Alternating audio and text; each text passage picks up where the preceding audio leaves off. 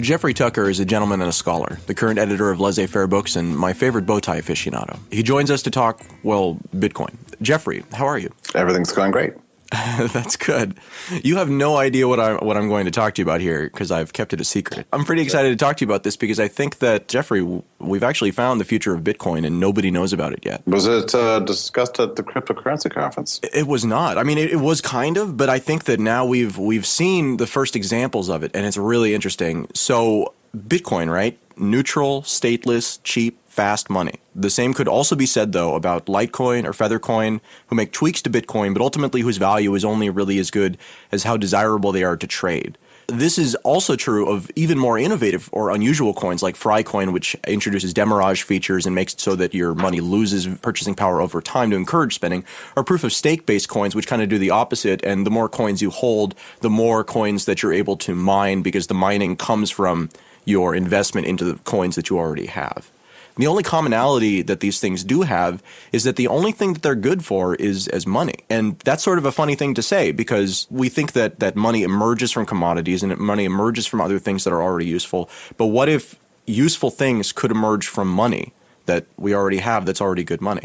Right? So what if cryptocurrency wasn't restricted to being only good money? And what if instead of the value being determined by the power of the network, it's determined by what you actually get for holding the cryptocurrency at distinct points in the future? The idea at this core is the idea that cryptocurrencies can be backed by private companies. Let me give you an example here for a second. So we're going to do a timber harvest on the hillside that I live on, and it is going to take out some wood for fire danger, basically. This process is going to generate enough wood to create about 100,000 cutting boards, right, made from rare wood that comes off of our property. We know that this is a process that's going to take between 3 and 5 years. So if we were to take those estimated production runs and then figure out what our costs are, what our spin-up time is, and then create, say, wood coin or something like that starts off with a period of time initially where anybody can mine them to initially accumulate them, and then we'll also be mining them, as with everybody else. And then after a 3-month period of time or a 6-month period of time while we're doing the initial financing and figuring out how to make it all work, then there's an initial release period where the thing comes out and we offer to redeem it at, say, 100 wood coins per cutting board. And we project out into the future, say, okay, for the next 3 years, every 6 months, the value at which we ascribe to wood coins relative to the thing that we're backing it with, these cutting boards, will increase in value by, say, 10%. So you can instill deflationary trends into cryptocurrencies by having a private company voluntarily commit, essentially making a social contract to honor it. And if that social contract is believed to be that it will be honored, then the value of it in the market should increase, right? Yeah, maybe so. We saw the first example of this. What I just gave you was a totally speculative example that deals with physical product and all that jazz. What we've seen in the last couple of months has been the release of the Protoshares protocol, which had a very kind of difficult time, but that is the first real example of this almost like IPO coin, is the original name that I believe Charles Hoskinson gave to it, this concept, right? Because what happens with Protoshares is that if you are holding Protoshares at the point that the company that backs it, Invictus Innovations, releases their next product, which is also a blockchain product, also a new type of cryptocurrency, then it will be forked from Protoshares.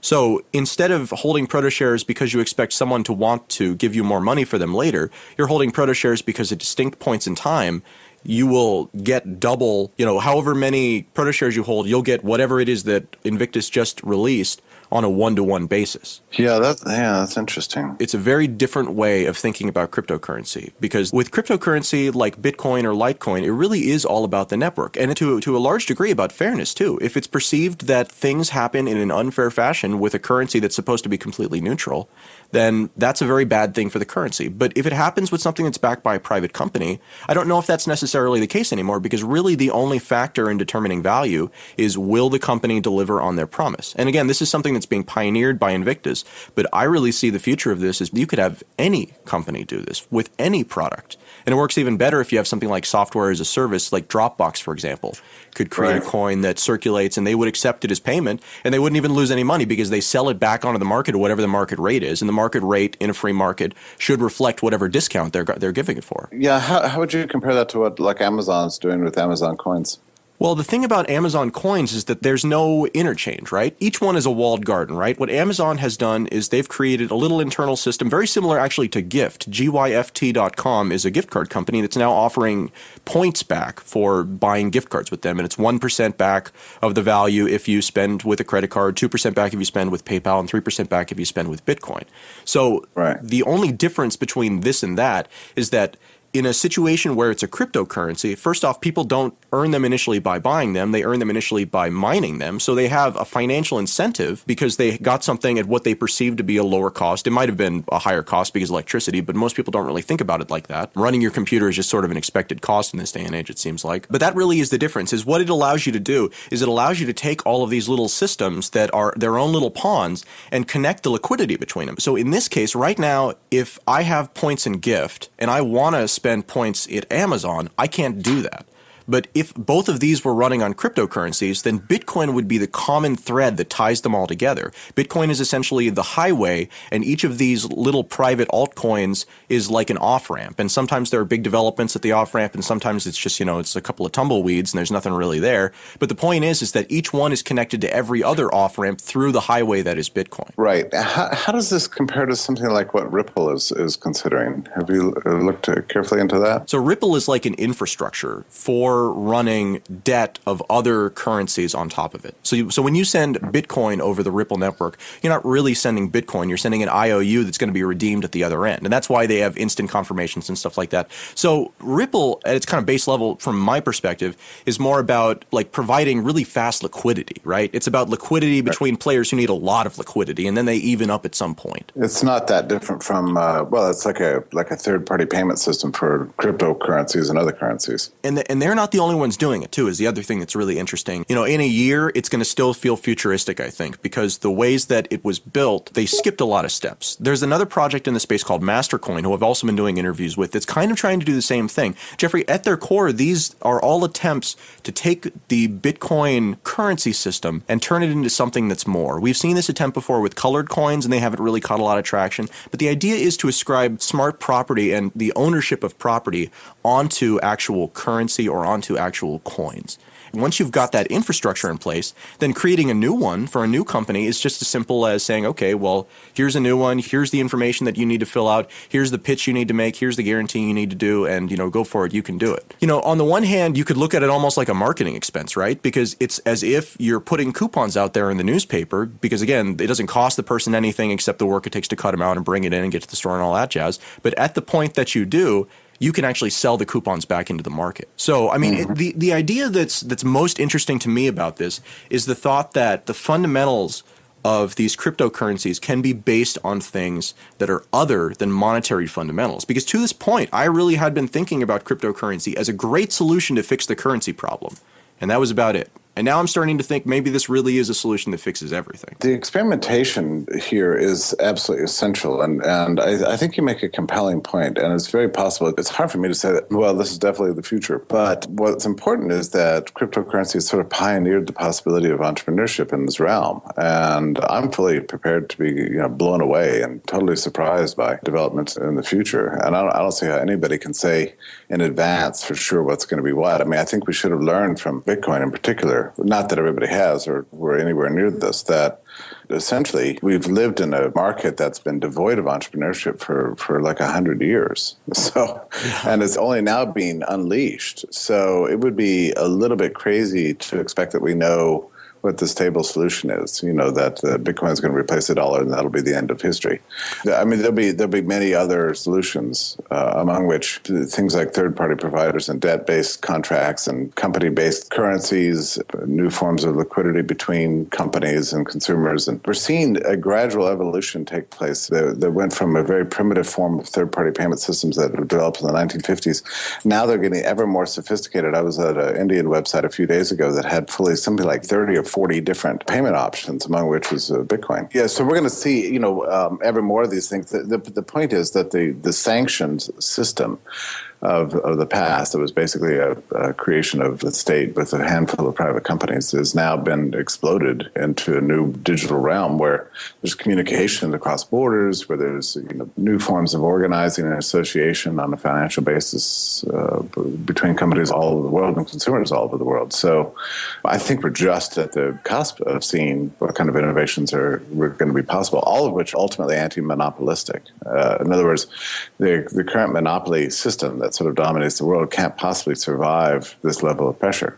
It's been fascinating watching the price go up over the last couple of weeks, with the pressure coming from China. It seems like, from what I can tell, it feels like they're about a year and a half, maybe 2 years behind where we are here in the Western world as far as the general tone of the conversation that's going on there. And they just happen to have a lot more people who are interested in it right now.